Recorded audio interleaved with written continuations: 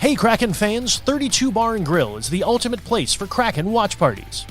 Make way for Northgate, where you can watch every game on our 19 TVs.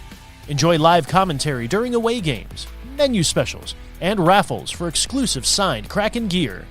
Eat and cheer at 32 Bar and Grill, located inside Kraken Community Iceplex, home of your Seattle Kraken. Calling all college students, experience the deep and save on Kraken tickets with Student Rush. Join the list with your .edu email address and the Kraken will text you a discounted ticket link almost every game day. Register by texting STUDENT to 56314, and we'll see you in the deep.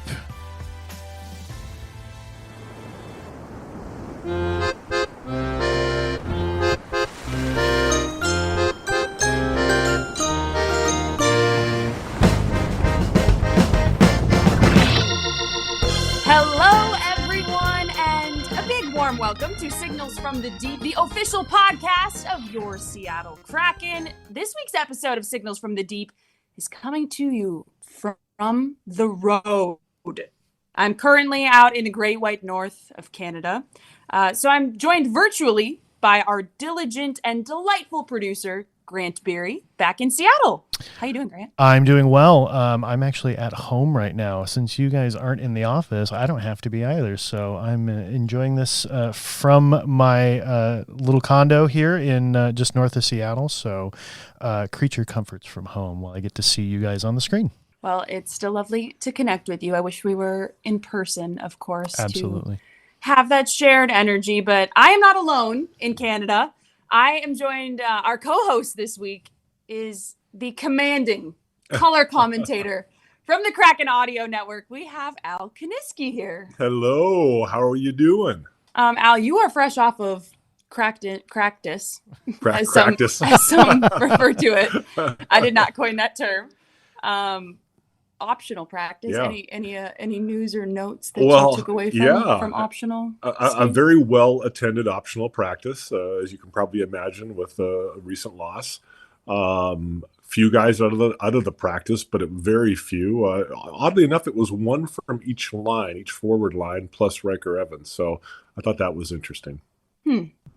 As we are recording this, of course, we're about to embark on a back-to-back portion of this road trip. So we'll get into some of the hockey of it all in a little bit. But Al, I wanted to start by, we get to spend a lot of time together chatting on the bus and at morning skate and everything. But just for our listeners, I wanted to talk just a little bit about, your background in hockey, your connection to the Pacific Northwest, just briefly. Yeah, I mean, I grew up in the Vancouver area. My parents and brother still live there. My sister's in the Okanagan, and I've been in Seattle for 30 years now, originally moving down there to play hockey. And that's where I spent most of my time playing junior hockey, drafted to the Flyers out of Seattle, and spent a little more time back up in Canada, and ultimately married my high school sweetheart in the Seattle area.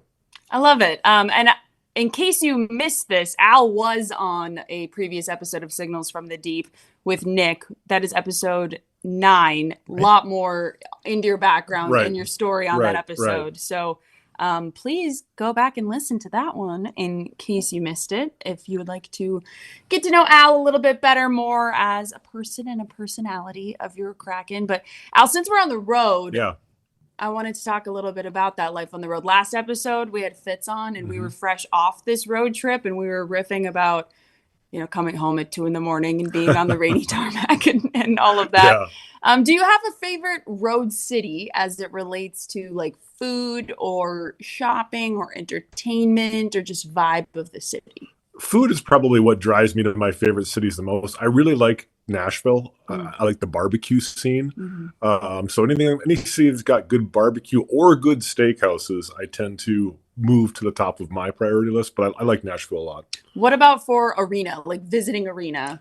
Yeah, I mean, there are definitely a few, and it's easy to maybe look at Vegas as one of the favorites. But I also, and Fitz and I were talking about this earlier today, I like LA's arena a lot because you literally walk down an aisle that you would take to go to your seat, but you hang a right just before you get to the seats, and that's where our booth is. So it feels like we're sitting in the stands, which is always a lot more fun for us than kind of being at the top of the building. Where are you guys in Dallas? Because they have kind of a platform situation for media too, I think. Right. Yeah, Dallas not quite as close as you are in LA, but Dallas is also one of those fun locations where you've got a great point of view, but you're not that far. You can hear the fans cheering right below you.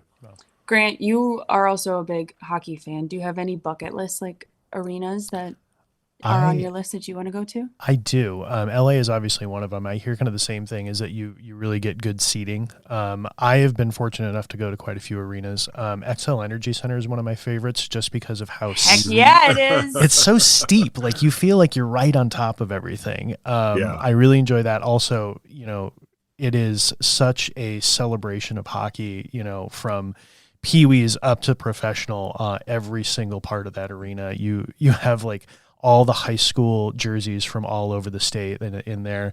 Montreal is the same way. I actually convinced my wife to go to a Leafs and a Canadiens game on our honeymoon. So that was the start of our marriage. And Montreal is basically just a giant museum where they play hockey, and that is a lot of fun. And the food, I think Vegas was probably some of the best food I've had in an arena. So. Yeah. Montreal is like that. Detroit is like that as well. When you walk around the bottom of Detroit, you forget that there's so much memorabilia down there. Oh yeah. That the fans never get to see. So that's kind of cool. Very, very cool. Yeah. I mean, I want to go to every arena. So just say if it's a place where they play NHL hockey, it's on my bucket list. So. Yeah, Little Caesars Arena is cool. Yeah. I never got to go to the old one in Detroit. That was that was so iconic. But Little Caesars Arena is very nice, very high tech. There's certain elements of it that actually kind of remind me of Climate Pledge in a little bit, but I think it's mostly just that it feels like they have a ton of LED screens in that place. I feel like that's like a common denominator. Yeah. Is it Calgary that has the press bridge where you're basically in the rafters? Yeah, it's like a catwalk. Yeah, so what's kind of cool about Calgary, and I would probably put that in my top 5, and it's not because it's modern, but because it's the only arena that we go to where you can actually walk across the top of the scoreboard that's above center ice. Ooh, terrifying. So everybody wants to take a picture straight down to the dot at center ice, which is kind of cool. And if you're afraid of heights, it's probably not your thing. Looks like it's not for you, Grant. Nope, definitely afraid of heights. But then when you get into the booth, there's a beam right above your head. So you're either sitting or you're standing leaning in front of the beam. But if you're sitting and something exciting happens, you jump up, you got a big goose egg on your forehead. So it's not the most friendly booth, but I think the history behind the building is kind of cool. Wow. In a few years, when they build their new building, there'll be no walking across the scoreboard anymore. I would imagine that's particularly a problem for you and Fitz because you're both so tall. Maybe in a little bit more of a risk of hitting your noggin. Right. Yeah, no, the over-under is about 5 over the course of a game. 5 times you're going to hit your head on that beam. Wow. How does life for you, Al, on the road change when it comes to like your preparation and your work application versus being at home? Yeah, I would say it's got its pros and cons. I think that on the road, you tend to have a lot more downtime. And so as long as you're not eating during that downtime and you're using it productively, either for prep for the next game or exercise or things like that, I think it's good. But yeah, it's usually sitting and watching either highlights or full games of the team that we're playing next, doing some research on the players.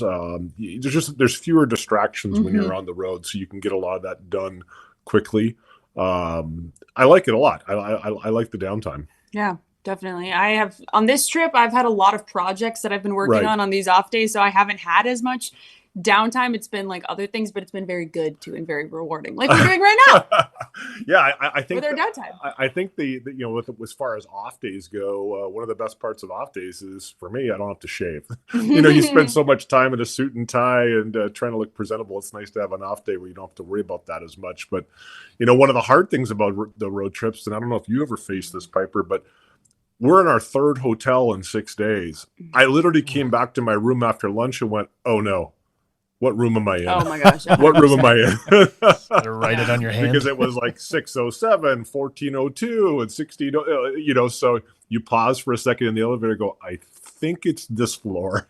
Yeah. And constantly with the room keys, like the number of times I demagnetize my room key or I lock my room key in the room. And then they're like, well, I need an ID to give you a new one. I'm like, wow, my ID is in my room. Right. Like, you can just come with me. I promise. That's funny. That's the kind of thing that tends to happen to me a lot, though. I encounter those minor unfortunate setbacks, I feel. Yeah, it's the things that like happen to, most folks who travel every once in a while, and when it does happen, you're like, oh, it's such a disaster. But I mean, kind of par for the course for you guys with traveling every couple 100%. weeks. Yeah. Well, so this is an excellent appetizer, if you will, for what's coming up later in the podcast, because I went around the Kraken's locker room and asked some of these same questions to a handful of the Kraken's players. So you will hear from Tye Kartye, Brandon Tanev, and Andre Burakovsky later in the pod about their takes of life on the road. And then we also had a great question from a listener for Tye Kartye about the story behind his number change. So we will get to that in a bit. But for now, we got some Kraken news and notes to catch up on since our last signal. A lot has happened since we had Fitz on 2 weeks ago, the entire homestand. We're going to start with where we are, though, in the middle of this road trip, since it is fresh on the mind. But before we get to kind of game recaps, there's a couple of big highlights, including, of course, this shouldn't be news to anyone at this point, but Vince Dunn is on long-term injured reserve. We've been out without him for a couple games. So the soonest that he can return would be November 12th when the Kraken play the Blue Jackets. But Al, we have seen a handful of those games without him. Yeah, Vince Dunn, he's a defensive zone monster out there. He logs a ton of minutes, so you can expect a lot of things from him, especially in front of the net in the corners. He's got that heavy shot. Power play, he's the quarterback out there, and he's missing from that standpoint right now. And I think there's a lot of statistics that go down when Vince Dunn isn't in the lineup. So the team's definitely missing him there.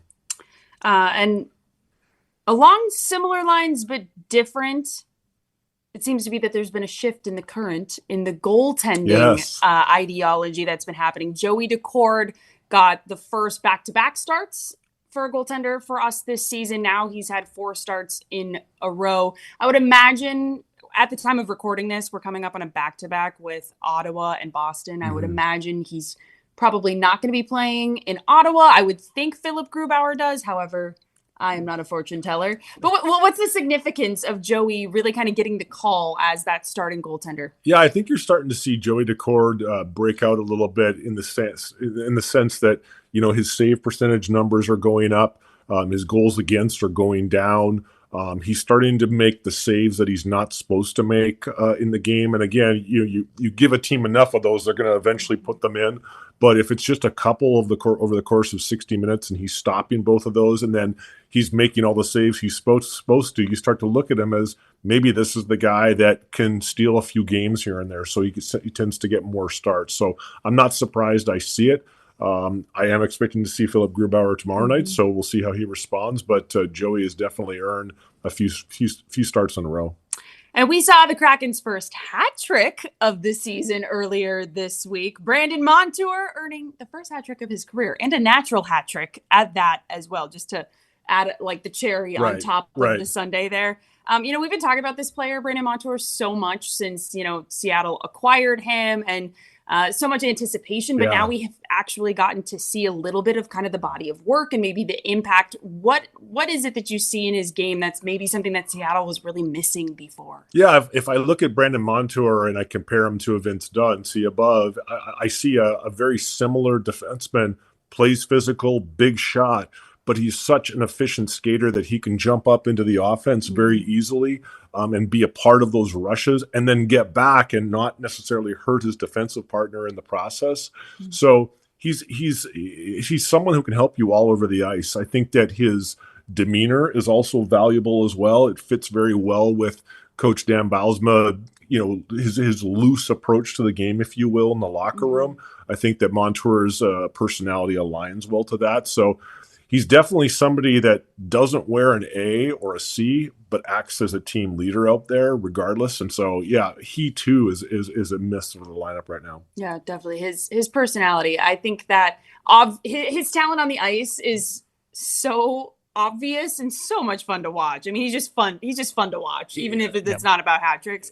But that personality is also fun, and I really think it brings some juice to the room. He's one of those guys where in a point in a game where you can be a little bit, I don't know, stressed about the situation, or you just had a bad shift, or you're down by a goal, you got scored on, you can look at him and go, hey, bud, it's just hockey. Yeah. It's just hockey. And you just go, yeah, you're right. And you go out and have a good shift after that, not taking that pressure with you.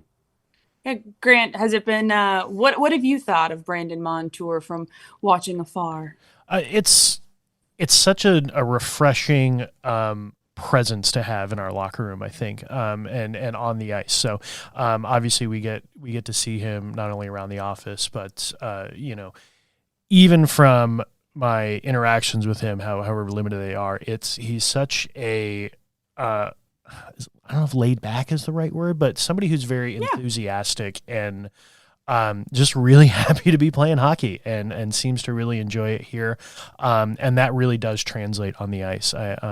You see somebody who is, in my opinion, very creative when it comes to how he plays and fits in well with all the other players. And so it's just a fun player to watch on the team.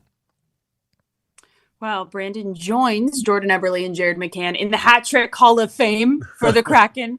And one thing that I love about this is that it's actually not even the best thing that happened to Brandon Montour this week. Yes. Because although it was very unfortunate for all of us and the team to be without him in Toronto for the second game of the trip, there is absolutely no better reason. And that is because he had to head home for the birth of his second child. Him and his wife, Ryan, welcomed a baby girl named Mason into their family, who joins her big brother, Kai. So much love and good vibes to the Montours on their new addition. So Coach Bilesman didn't have a timeline for when Brandon may return. But Al, I feel like it's safe to say that we miss him. We do. And I think that Coach Bilesman will be asked daily when he'll be returning, understanding that a big event has just happened in his life and he needs that time to enjoy that. And I too saw the announcement of baby Mason, but having just come from Montreal and Toronto, I read it as Maison. Maison Montour. Yes. I thought that's a very nice name, Maison. It is spelled Maison,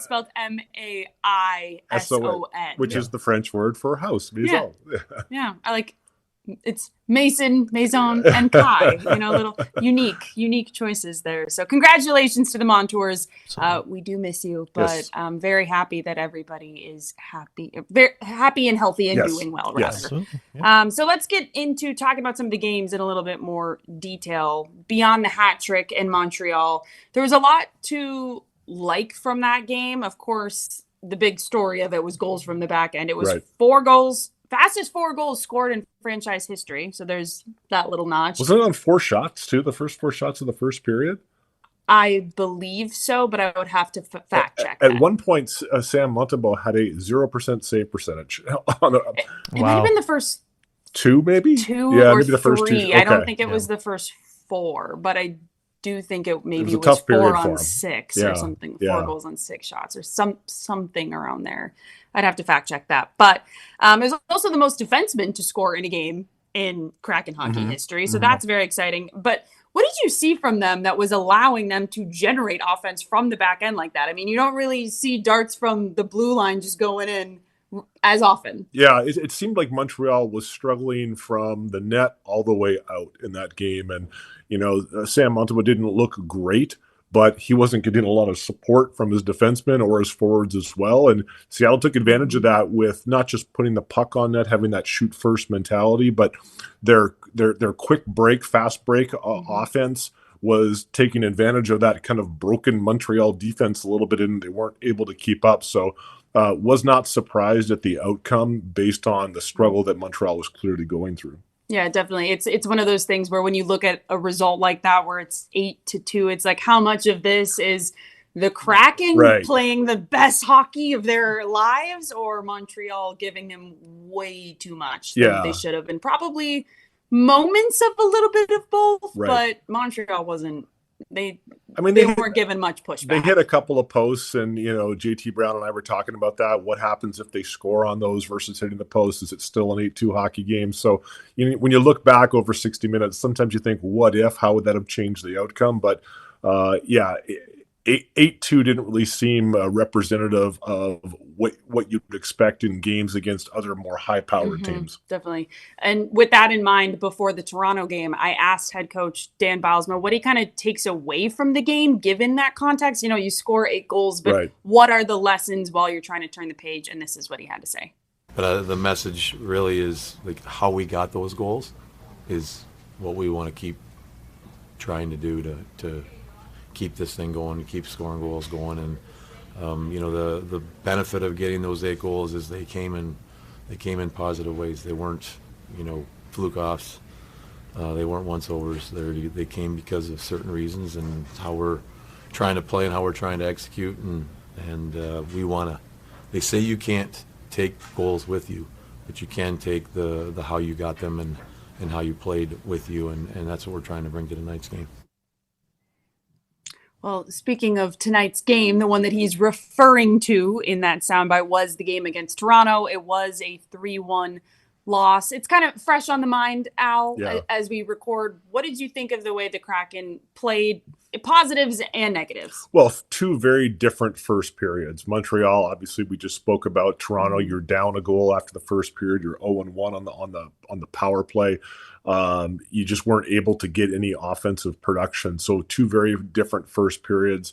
I think how the goals were scored in Toronto against Seattle was a little frustrating. A set play at the end of the period off of a face-off.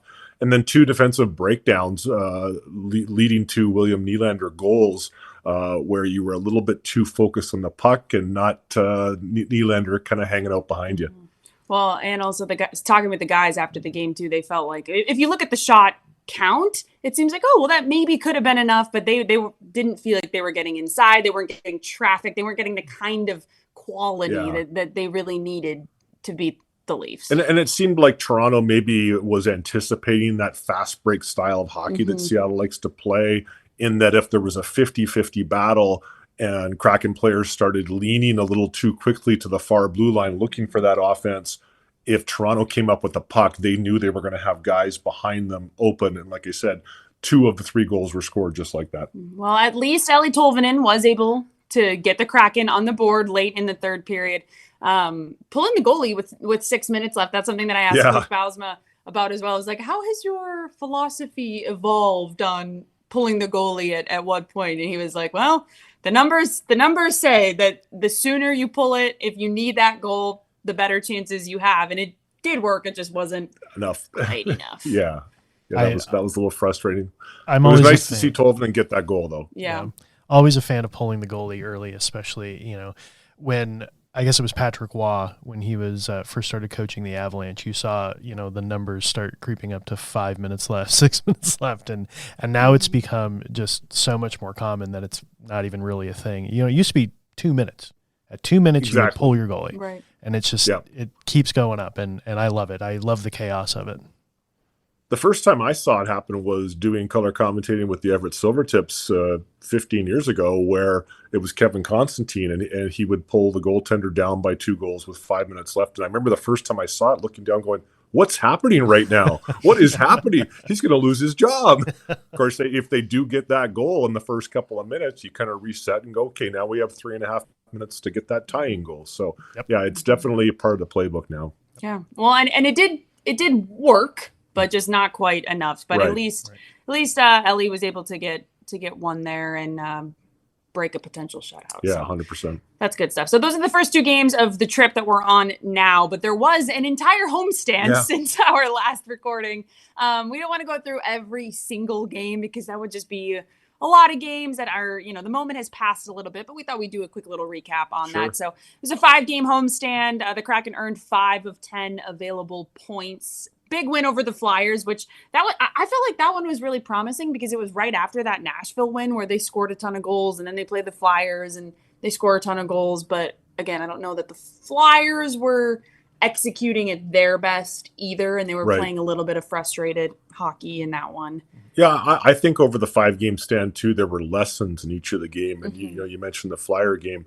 To me, one of the lessons that came out of that was the closing out of games in terms of not giving the other team a sniff. And I think Seattle gave Philadelphia a little bit of a sniff there late, and obviously pulled out the win. But maybe they took that lesson and applied it in Montreal to an 8-2 game, not letting Montreal get back into it. So I think Carolina, there was a bit of a lesson there. And hey, when you face a team that clogs up your neutral zone, you're going to have to come up with another way to get into the offensive zone besides the way you've been doing it against other teams. So lessons along the way, even though some of those games resulted in wins. Yeah, that Carolina game, that was the playbook of how the Hurricanes want to play hockey. They did everything as advertised. When you talk about Carolina Hurricane hockey game, that was exactly how they want to play. And clearly that was too much of a task that evening for the Kraken, but definitely a good lesson there. The Winnipeg game, I thought they had a chance to win it. They played well enough to win that game. So I was happy with the effort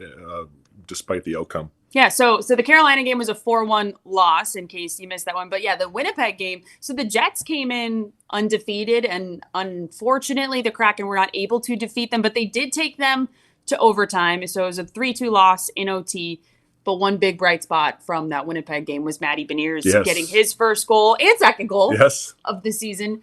Al, what have you thought about kind of his game this season so far? A lot of people were expecting, this a bounce back perhaps with that new contract. And how would you evaluate where he's at? Well, I think because of the down year last year, everybody's expecting him to come out of the gate with big games right away, and it took him some time to get on the score sheet, at least on the G side.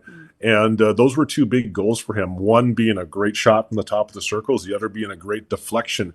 Two goals that a guy like Matty Beniers needs to think about scoring every single game. Yeah, it's nice to get breakaways and stuff, but in the end, I think it's going to be his shot and deflections are going to be two of the most common ones. Yeah, you might come through the slot once in a while and pick up a rebound or get those breakaways, but I think what Matty's realizing is that his work in the offensive corners leading to the front of the net are going to result in goals much more often than just his straight out speed.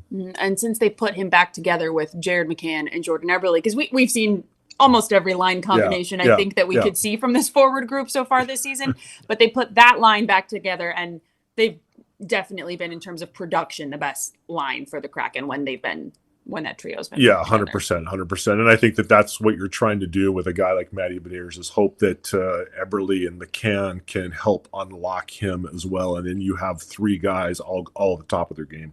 Another game that I want to touch on really quick was the 2-1 win over the Calgary Flames. That was an overtime win, but it was the first time that the Kraken have beat Calgary at home, and it ended their undefeated season. So it was a bit of a grind of a game, that Calgary game, maybe not the most fun one to watch. And, I hate to be a downer about a win, but a little bit of a bummer to give a Pacific Division opponent a point in that matchup, but still they get the extra one, and good to see the, OT work out for them as well. And sort that out. I think winning at home against Calgary, the OT win, big. And I think another theme, a common thread over all of the games, but specifically I remember with that Calgary game, was the play of the fourth line for Seattle.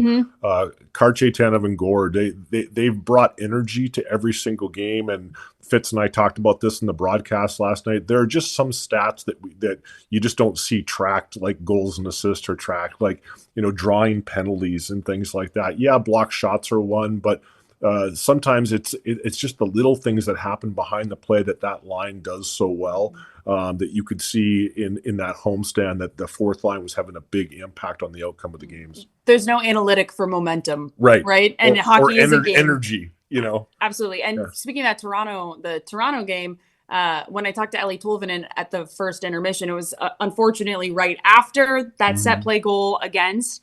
But when I asked him what he did like about how they played in that first period, that's what he said. He said Gordo's line. He was like, I think that they're our best line right now, and they're giving us the juice. So that seems to be a consistent theme that the players really feel and appreciate as well. Yeah, they all play very physical, lots of high energy. Tye Kartye has realized that hitting has to be a part of his game. I think he had, last time I looked in the Toronto game, he had 7. and I think he was showing third in the league for hits so far this season. So, he's getting himself into some rarefied air for the way he plays, but I think that whole line plays that way, and it can make a huge impact on the outcome. And then last but not least, the one game that we haven't touched on yet of the homestand was a 3-2 loss to the Avalanche. It's been a tough go for the Avs at the beginning of the season, so I know that the guys were definitely expecting Colorado to be playing some desperate hockey and be bringing their best. Grant, I know that you are historically a longtime Avalanche fan, so I figured I would check in with you on how you felt about that one. Yeah, I mean, former Avs fan, I'll say there. So the thing that really stood out to me was Cale Makar in that game. He looked like a man possessed on the ice out there, and I think he is absolutely the reason that they won that night. It was just the Kraken could not seem to contain him the way that during the playoff series that the Kraken won against the Avalanche, that they really seemed to be able to really keep Makar off the score sheet, and that just wasn't the case that night. The crowd booing Makar is probably the booing is incredible. It's one of not to be petty, but to be petty. Hey, time does not heal all wounds, does it? Rivalries are fun that way, and that's what playoff series do. Is they give you those fun rivalries and those fun reasons for fans to get a little more involved, and it's just a little bit of fun. I don't think it's anything Makar cares about, but for the fans, it's another reason to come to the game. Definitely. Yeah, and I would add to that too, not just to Makar, but Nathan McKinnon. Just a force on the ice that can be a game breaker, if you will, much in the same way that Connor McDavid can. So, I honestly, I look forward to the end of this road trip, stopping by Denver on our way home. That's what I was just going to say. I was like, well, at the time of recording this, and maybe depending on when you are listening to this, there may be another Colorado game for you to sink your teeth into. But yes, so we have a back-to-back, Ottawa, Boston, and then to Colorado, just to round this trip out, because that geographically is what everybody thought, made sense with this road trip. Yeah. So we'll see the Avs in due time. Very nice. So while the Kraken voyage on, be sure to join us on the Kraken Hockey Network or on the Kraken Audio Network with Al and Fitz for radio coverage. But for now, we turn to our community compass.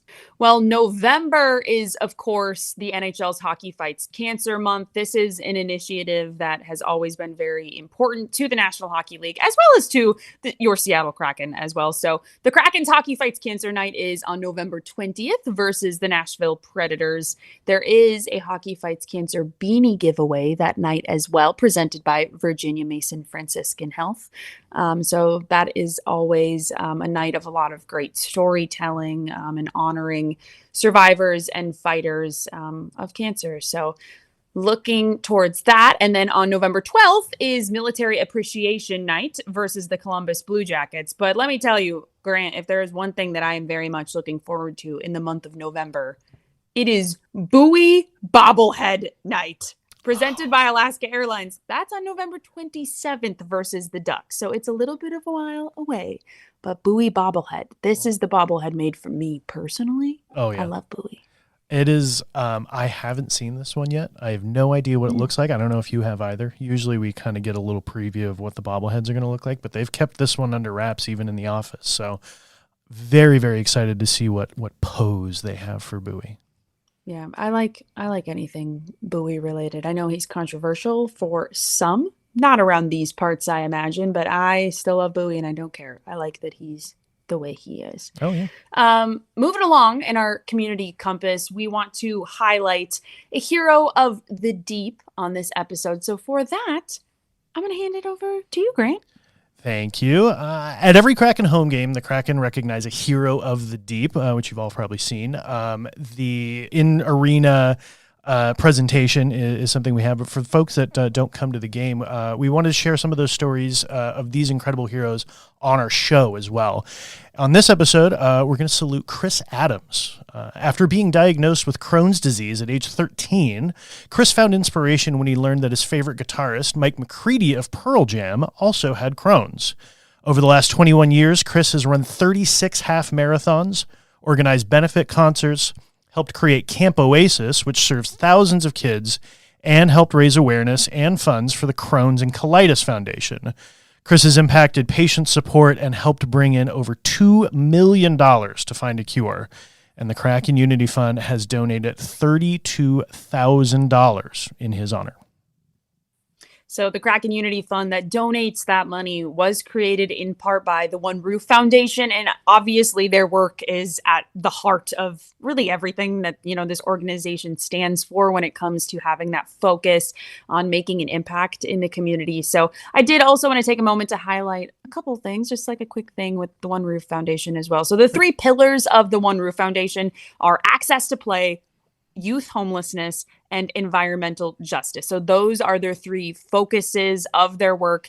And one of the programs with those kind of pillars in mind that they're very proud of, as they should be, that is really having a great impact, is the REWA program. So the Kraken kicked off their 3rd year of their REWA program, which is a partnership with the Refugee Women's Alliance to get kiddos that might not otherwise have access or the financial ability to get on the ice, to try hockey, to try figure skating.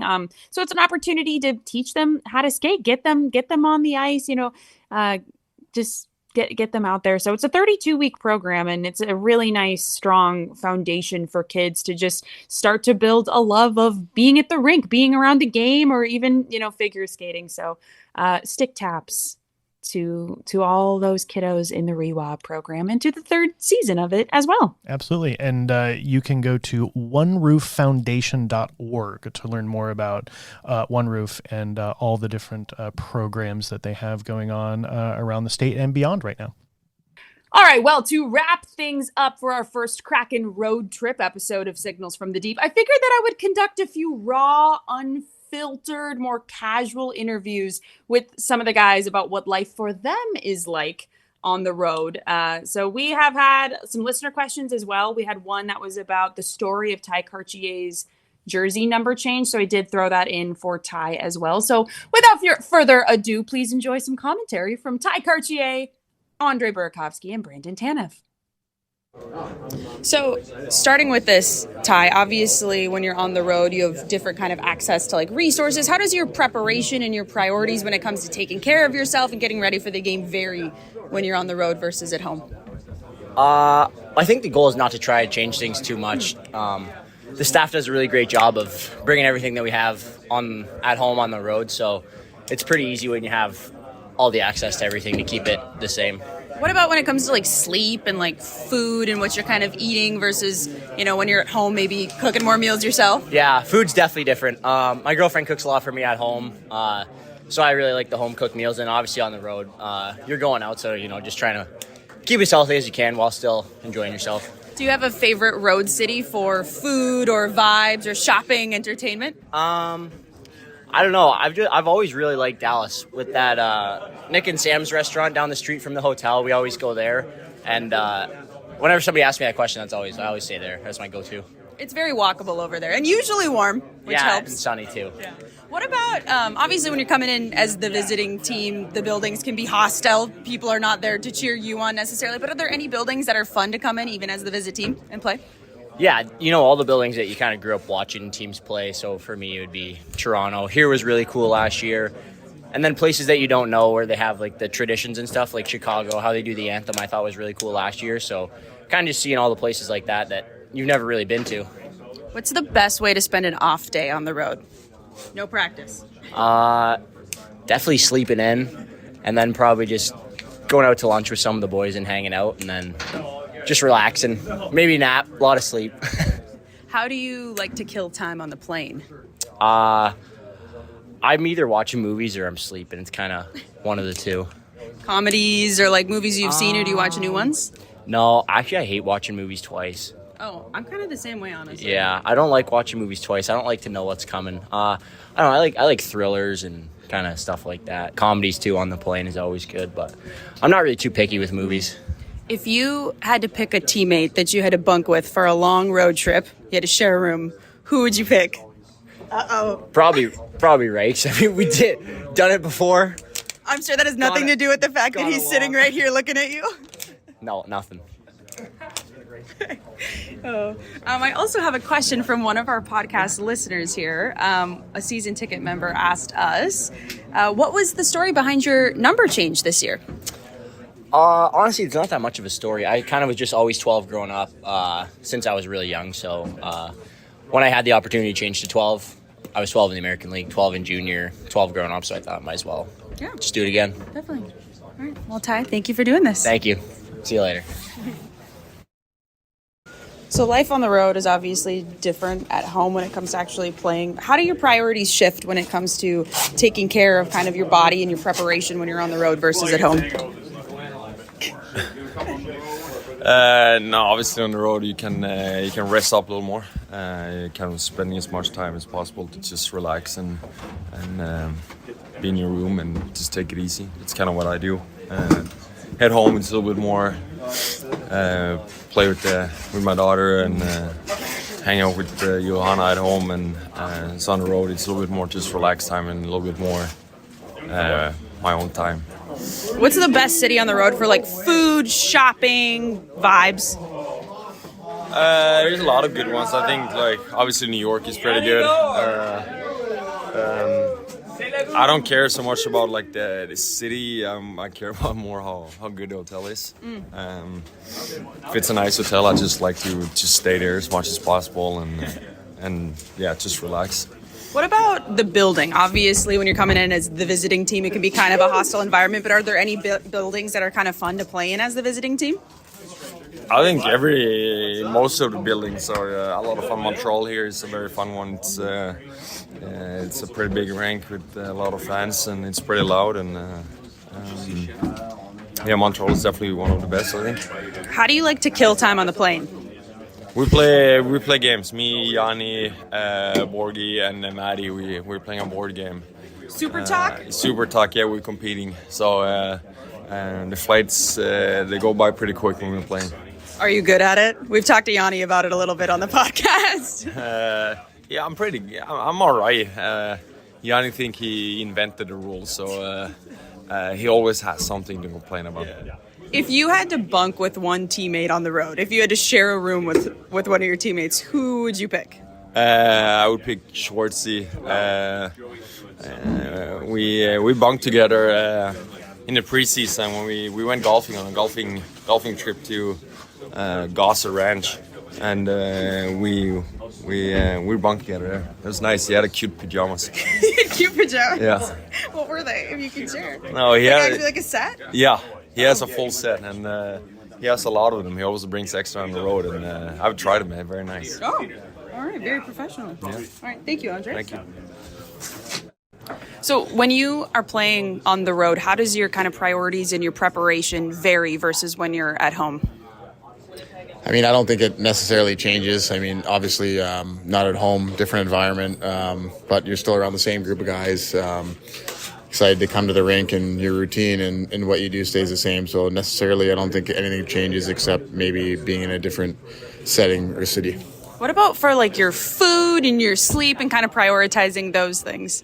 Time change sometimes happen, especially when we're on the East Coast, like this road trip. But for the most part, food with the guys, try to stick to what you know or what you like. You've been to the same cities kind of, throughout the years, so you kind of know and have an understanding of where you want to eat dinner or where you want to be. So I think, as you go to different cities, you get an understanding of that. And I think more or less things kind of stick to the same thing.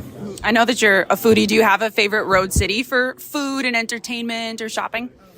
New York City is tough to beat. That's a good point. It has kind of everything you need.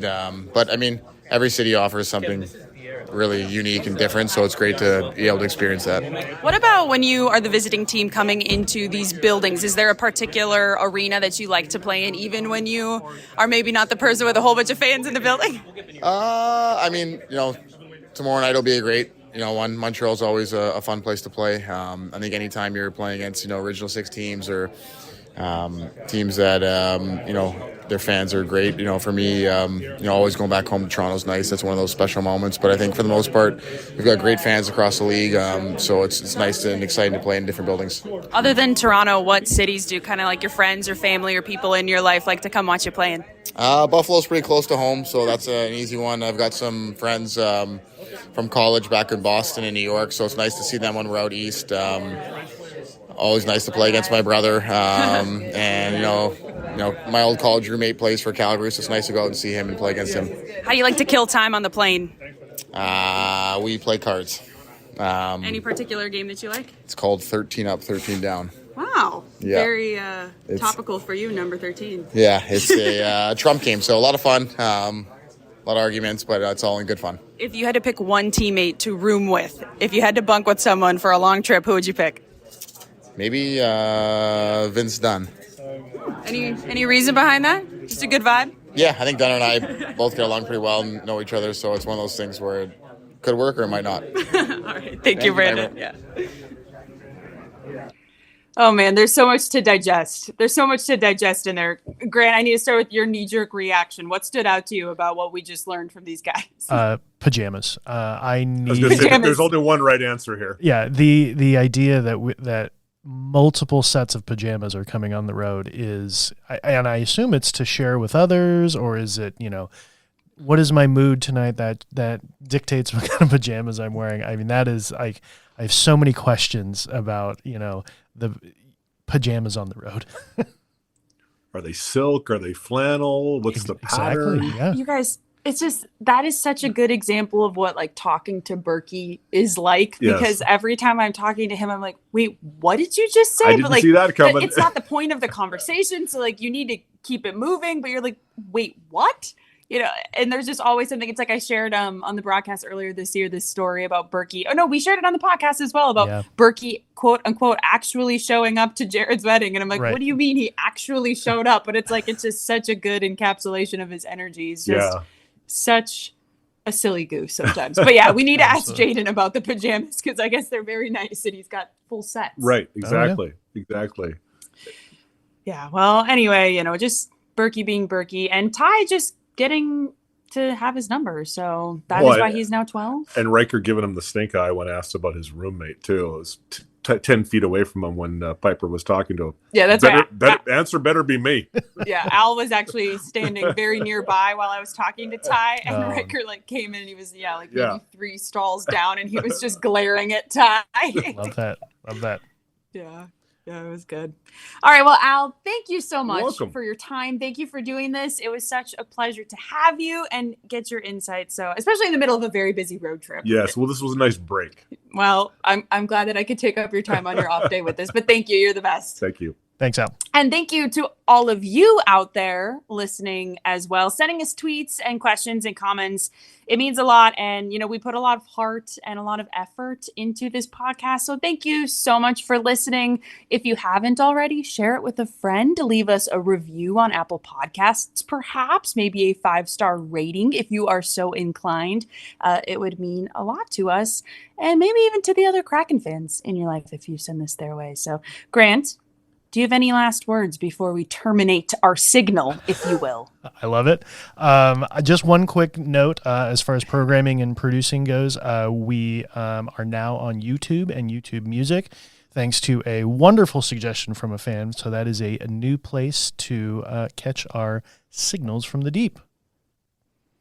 I love it. All right, everyone. Thank you for listening. Fight on. Be well. Go Kraken.